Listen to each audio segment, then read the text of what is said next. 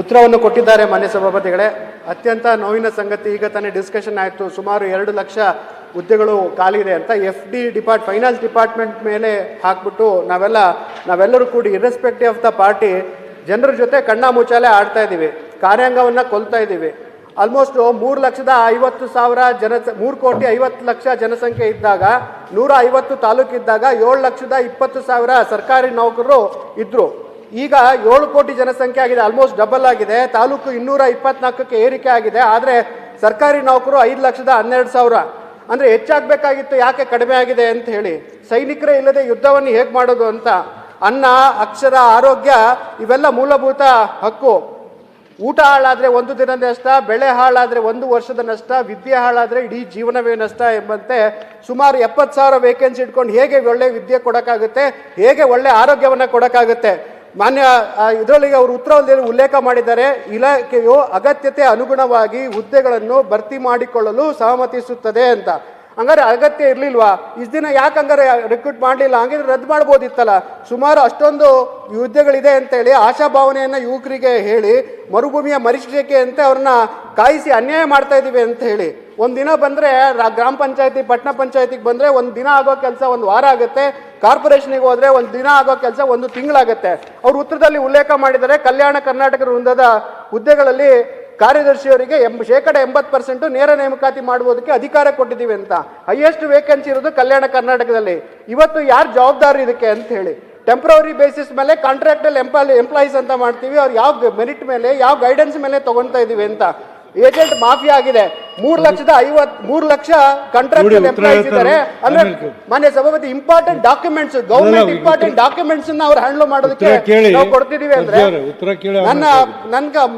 ಮುಖ್ಯವಾಗಿ ಮಾನ್ಯ ಮುಖ್ಯಮಂತ್ರಿಗೆ, ಈಗ ಕಾಂಟ್ರಾಕ್ಚುಯಲ್ ಎಂಪ್ಲಾಯೀಸ್ ತಗೊಂಡಾಗ ವೇತನ ಆಯೋಗದ ಪ್ರಕಾರ ನಾವು ಅವ್ರನ್ನ ಸಂಬಳ ಕೊಟ್ಟಿದೀವಾ? ಇಲ್ಲ. ಅವ್ರಿಗೆ ಕೊಡ್ತಿರೋ ಸಂಬಳ 12,000. ಪಾಠ ಮಾಡಿ ಅಂತ ಹೇಳ್ತೀರಾ, ಈಗ ಅನ್ಯಾಯ ಯಾಕೆ ಕೊಡಕ್ಕೆ? ಅದಕ್ಕೆ ಮಾನ್ಯ ಮುಖ್ಯಮಂತ್ರಿಗೆ ಹೇಳಿದ್ರು, ನಾನು ಕೇಳಬೇಕಂದ್ರೆ ಯಾವಾಗ ಇದನ್ನ ರಿಕ್ರೂಟ್ ಮಾಡ್ತೀನಿ ಅಂತ. ಅಂಕಿ ಅಂಶದ ಪ್ರಕಾರ ಇವತ್ತು ನೀವೇನು ಹೇಳಿದ್ರೆ ಎಷ್ಟು ಅನೌನ್ಸ್ ಮಾಡ್ತೀರಾ, ಈಗ ಈ ವರ್ಷದಲ್ಲಿ ಎಷ್ಟು ಮಾಡ್ಬೋದು ಅನ್ನೋದು ದಯವಿಟ್ಟು ಹೇಳಬೇಕು. ಫೈನಾನ್ಸ್ ಡಿಪಾರ್ಟ್ಮೆಂಟಿಂದ ಎಲ್ಲದಕ್ಕೂ ಅಂದರೆ ಪರ್ಮಿಷನ್ ತಗೊಂಡೇಬೇಕಾ ಅನ್ನೋದನ್ನ ನಿಜವಾಗ್ಲೂ ಅದನ್ನು ನೋಡಿ ನ್ಯಾಯವನ್ನು ಒದಗಿಸ್ಬೇಕು ಅಂತ ಹೇಳಿ. ಮತ್ತು ಕಾಂಟ್ರಾಕ್ಟ್ ವೇತನವನ್ನು ಏನು ಕಾಂಟ್ರಾಕ್ಟ್ ವೇತನದಲ್ಲಿ ಅವರಿಗೆ ಅಟ್ಲೀಸ್ಟ್ ವೇತನ ಆಗ ಬೇರೆ ಸಪೋರ್ಟ್ ಎಲ್ಲ ಕೊಡಲಿಲ್ಲ ಅಂದ್ರೂ ಪರವಾಗಿಲ್ಲ, ಅಟ್ಲೀಸ್ಟ್ ಅವ್ರ ಸ್ಯಾಲ್ರಿನಾರು ಜಾಸ್ತಿ ಮಾಡಿ ನ್ಯಾಯವನ್ನು ಒದಗಿಸ್ಕೊಡ್ಬೇಕು ಅಂತ ಮಾನ್ಯ ಮುಖ್ಯಮಂತ್ರಿಯಲ್ಲಿ ಕೇಳ್ತೇನೆ. ಮುಖ್ಯಮಂತ್ರಿ ಉತ್ತರ. ಮಾನ್ಯ ಸಭಾಪತಿಯವರೇ, ಅವರು ಪ್ರಶ್ನೆ ಕೇಳಿರ್ತಕ್ಕಂಥದ್ದು ಫೈನಾನ್ಸ್ ಡಿಪಾರ್ಟ್ಮೆಂಟಿಗೆ ಅದು ಅವರ ಅನುಮತಿ ಕಡ್ಡಾಯನಾ ಅಂತಕ್ಕಂಥ ಪ್ರಶ್ನೆ ಅಲ್ವಾ? ಅದರಿಂದ ಉಪ ಪ್ರಶ್ನೆಗಳನ್ನು ಕೂಡ ಹೇಳಿದ್ದೀರಿ ನೀವು. ಈಗ ನಾನು ಈಗಾಗಲೇ ನಿರಾಣಿಯವರು ಕೇಳಿದಂಥ ಪ್ರಶ್ನೆಗೆ ಉತ್ತರ ಕೊಡುವಾಗ ಹೇಳಿದ್ದೀನಿ ನಾನು. ಫೈನಾನ್ಸ್ ಡಿಪಾರ್ಟ್ಮೆಂಟು ಗೊತ್ತಿಲ್ಲದೇನೆ ಮಾಡೋಕ್ಕಾಗಲ್ಲ. ಯಾಕಂತಂದ್ರೆ ಸಂಬಳ ಕೊಡಬೇಕಲ್ಲಪ್ಪ. ಅದರಿಂದ ಫೈನಾನ್ಸ್ ಡಿಪಾರ್ಟ್ಮೆಂಟಿಗೂ ಹೋಗಲೇಬೇಕು. ಆದರೂ ಕೆಲವು ಕಡೆ ಫೈನಾನ್ಸ್ ಡಿಪಾರ್ಟ್ಮೆಂಟ್ನವರು, ಈಗ ಫಾರ್ ಎಕ್ಸಾಂಪಲ್ ಹೈದರಾಬಾದ್ ಕರ್ನಾಟಕದಲ್ಲಿ 32,000 ಚಿಲ್ಲರೆ ಹುದ್ದೆಗಳು ಖಾಲಿ ಇದ್ದಾವೆ. ಅಲ್ಲಿ 80% ಆಫ್ ದೆಮ್ ನೇರವಾಗಿ ನೀವೇ ಡಿಪಾರ್ಟ್ಮೆಂಟ್ನವರೇ ಮಾಡ್ಕೊಳ್ಳಿ ಅಂತ ಹೇಳಿದ್ದೀವಿ. 80%. ಆಮೇಲೆ ಪ್ರಮೋಷನ್ನು ಕೊಡುವಾಗ ಅವರೇ ಮಾಡ್ಕೋಬೋದು, ಅನುಕಂಪದ ಆಧಾರದ ಮೇಲೆ ಕೊಡ್ತಕ್ಕಂಥದ್ದನ್ನು ಅವರೇ ಮಾಡ್ಕೋಬೋದು. ಆಮೇಲೆ ಆರ್ಥಿಕ ಇಲಾಖೆಯಿಂದ ಅನುಮೋದಿಸಲ್ಪಟ್ಟ ಹುದ್ದೆಗಳನ್ನು ಅವರೇ ಮಾಡ್ಕೋಬೋದು. ಇವೆಲ್ಲ ಮಾಡ್ತಕ್ಕಂಥದ್ದು ಇದೆ. ಆದರೆ ಫೈನಾನ್ಸ್ ಡಿಪಾರ್ಟ್ಮೆಂಟ್ನಲ್ಲಿ ಒಂದು ಪರ್ಮನೆಂಟ್ ಹುದ್ದೆಗಳನ್ನು ಕೊಡುವಾಗ ಫೈನಾನ್ಸ್ ಡಿಪಾರ್ಟ್ಮೆಂಟ್ಗೆ ಹೋಗಲೇಬೇಕಾಗ್ತದೆ. ಫೈನಾನ್ಸ್ ಡಿಪಾರ್ಟ್ಮೆಂಟ್ನ ಅನುಮತಿ ತಗೊಳ್ಳೇಬೇಕಾಗ್ತದೆ. ಕಾರಣ ಯಾಕಪ್ಪ ಅಂತಂದರೆ ಅವ್ರು ಸಂಬಳ ಕೊಡಬೇಕಲ್ಲ. ಅವ್ರು ಸಂಬಳ ಕೊಡಬೇಕಾಗಿರೋ ಕಾರಣದಿಂದ ಇದನ್ನು ಮಾಡಲೇಬೇಕಾಗ್ತದೆ, ಅವ್ರು ಹೋಗಲೇಬೇಕಾಗ್ತದೆ. ಅನುಮತಿ ಕಡ್ಡಾಯ.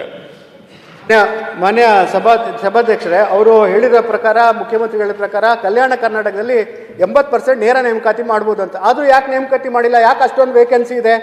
ಅದ್ರ ಜೊತೆಗೆ ಆಲ್ಮೋಸ್ಟ್ ಅಲ್ಲ, ಈಗ ಆಗಿದೆ, ಉಳಿದಿದ್ದೇವಲ್ಲ, ಯಾಕೆ ಅಷ್ಟೊಂದು ಉಳಿದಿದೆ? ಅದಾದ್ಮೇಲೆ ಒಂದೂವರೆ ವರ್ಷ ಮಾಹಿತಿಗಳ ಪ್ರಕಾರ ಒಳ ಮೀಸಲಾತಿ ಇದ್ದದ್ರಿಂದ ಈಗ ಇತ್ಯರ್ಥ ಆಗಿದೆ. ಈಗ ಕೂಡಲೇ ಮಾಡ್ತಾರೆ.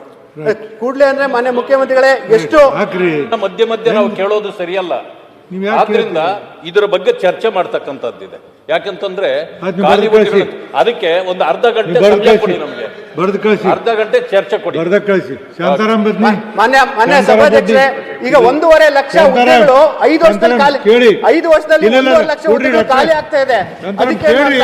ಪ್ರಶ್ನೆ ಕೇಳೋದಕ್ಕೆ ಕೇಳಂಗಿಲ್ಲ. ಧನ್ಯವಾದಗಳು ಸನ್ಮಾನ್ಯ ಸಭಾಪತಿಗಳೇ.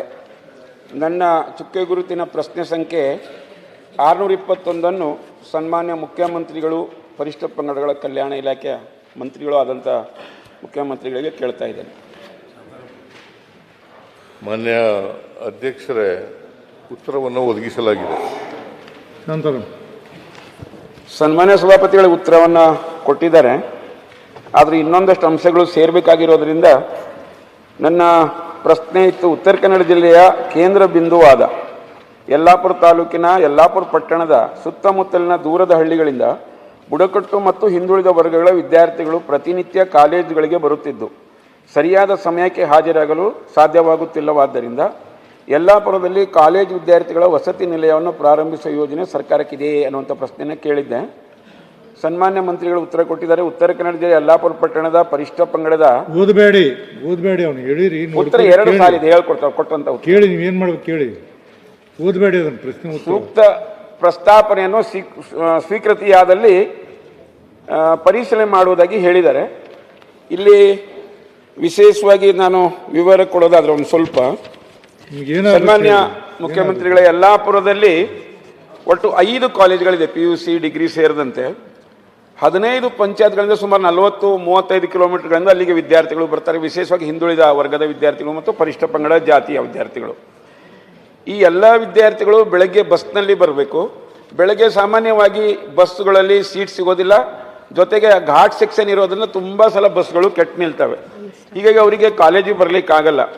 ಅಲ್ಲಿರುವಂಥ ಸಿದ್ಧಿ ಸಮುದಾಯ ಇರ್ಬೋದು, ಧನ್ಗರ್ಗೌಳಿ ಸಮುದಾಯ ಇರ್ಬೋದು, ವಾಲ್ಮೀಕಿ ಸಮುದಾಯ, ಈ ಥರ ಪರಿಶಿಷ್ಟ ಜಾತಿ ಪರಿಶಿಷ್ಟ ಪಂಗಡಗಳ ಮತ್ತು ಹಿಂದುಳಿದ ವಿಶೇಷವಾಗಿ ಅಲ್ಲಿ ಕಾಲೇಜಿಗೆ ಬರ್ತಾ ಇರೋದನ್ನು ಅವರಿಗೆ ತುಂಬ ತೊಂದರೆ ಆಗ್ತಾ ಇದೆ.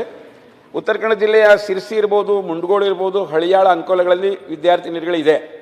ಯಲ್ಲಾಪುರದಲ್ಲಿ ಗಂಡು ಮಕ್ಕಳ ಕಾಲೇಜು ವಿದ್ಯಾರ್ಥಿಗಳ ಅವಶ್ಯಕತೆ ಇರೋದರಿಂದ ತಾವು ಇದನ್ನು ಆದಷ್ಟು ಬೇಗ ಪ್ರಾರಂಭಿಸಬೇಕು ಅನ್ನುವಂಥ ವಿನಂತಿಯನ್ನು ಮಾಡ್ಕೊಳ್ತಾ ಇದ್ದೇನೆ. ಮುಖ್ಯಮಂತ್ರಿಗಳು. ಸಭಾಪತಿಯವರೇ, ಅವರು ಅಲ್ಲಿ ಒಂದು ಹಾಸ್ಟೆಲ್ ಆಗಬೇಕು ಅಂತಕ್ಕಂಥದ್ದು ಯಲ್ಲಾಪುರದಲ್ಲಿ ಕೇಳಿದ್ದಾರೆ. ಅಲ್ಲಿ ಕಾಲೇಜುಗಳಿದ್ದಾವೆ, ಪರಿಶಿಷ್ಟ ವರ್ಗದ ವಿದ್ಯಾರ್ಥಿಗಳಿದ್ದಾರೆ, ಹಿಂದುಳಿದ ವಿದ್ಯಾರ್ಥಿಗಳಿದ್ದಾರೆ. ಒಂದು ಹಾಸ್ಟೆಲ್ ಬೇಕೇ ಬೇಕು ಅಂತಕ್ಕಂಥ ಇದೆ. ನಾನು ಅವರ ಮನವಿ ಏನಿದೆ ಅದನ್ನು ಒಪ್ಕೊಳ್ತೇನೆ. ಮುಂದಿನ ಬಜೆಟ್ನಲ್ಲಿ ಅದನ್ನು ಮಾಡಿಕೊಡ್ತಕ್ಕಂಥ ಕೆಲಸವನ್ನು ಮಾಡ್ತೀವಿ. ಅದನ್ನು ಘೋಷಣೆನೂ ಮಾಡ್ತೀವಿ, ಮಾಡಿಕೊಡ್ತೀವಿ.